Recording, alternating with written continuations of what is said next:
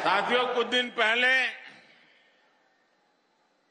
जब विपक्ष में से आवाज आई 400 पार, तो फिर मैंने कहा देखो भाई, एनडीए की 400 पार की बात तो मैं भी सुन रहा हूं, लेकिन मैं ये भी सुन रहा हूं कि अकेला बीजेपी, अकेला कमल का निशान 370 पार करेगा।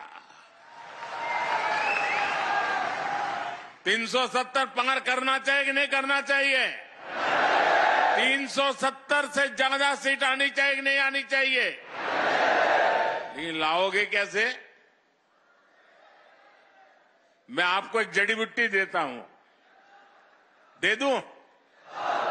मैं पब्लिकली जड़ी बूटी दे रहा हूं। देखिए, आपको बस आज से यहां से जाकर के एक ही काम करना है, ज्यादा नहीं, एक ही काम।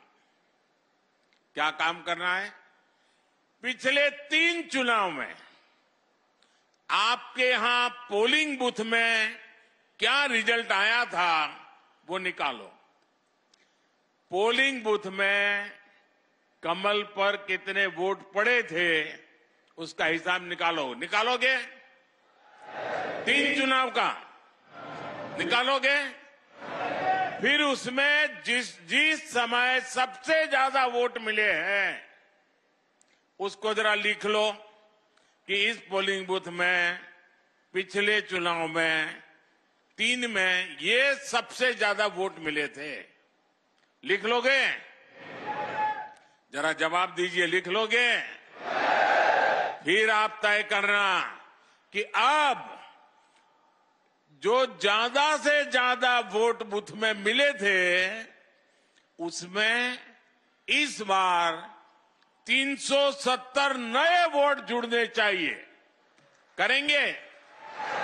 यानी आपके पोलिंग बूथ में जितने वोट ज्यादा पहले मिले थे उसमें इस बार मेहनत करके 370 वोट ज्यादा लाना है। लाएंगे? हिसाब किताब करेंगे? एक एक मतदाता की सूची बनाएंगे? सरकार के काम उसको बताएंगे? उसने कौन कौन सी योजना का लाभ उसके घर तक पहुंचा है ये बताएंगे उसको? और जिसको अभी पहुंचा नहीं है उसको विश्वास देंगे कि मोदी जी फिर से आकर के काम पूरा करेंगे? बताओगे? अब एक पोलिंग बूथ में अगर आप नए 370 वोट 370 वोट આપણે ગુજરાતીમાં 370 કહીએ ને? હા, 370 वोट अतिरिक्त होने चाहिए। अगर ये मेरे हर बूथ में हो गया तो 370 पार पक्का करेंगे। साथियों, विपक्ष के लोगों को जमीनी हकीकत का ये आईना मध्य प्रदेश ने पिछले चुनाव में जनता का मिजाज क्या है वो दिखा दिया है। मध्य प्रदेश को मौका मिला इसलिए दिखा दिया, लेकिन ऐसा ही मिजाज हिंदुस्तान के कोने कोने में है।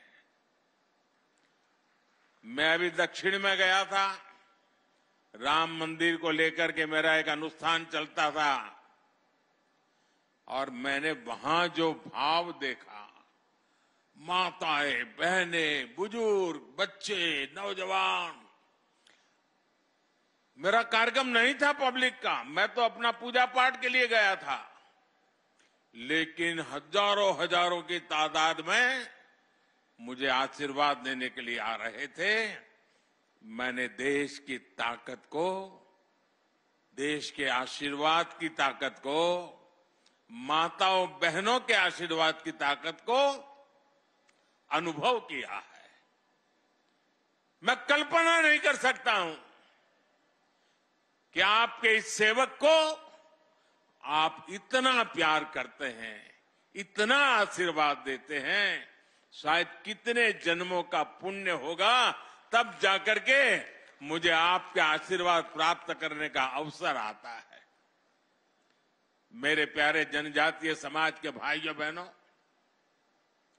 23 में कांग्रेस की छुट्टी हुई थी विधानसभा चुनाव में, 24 में पूरा सफाया होना तय है।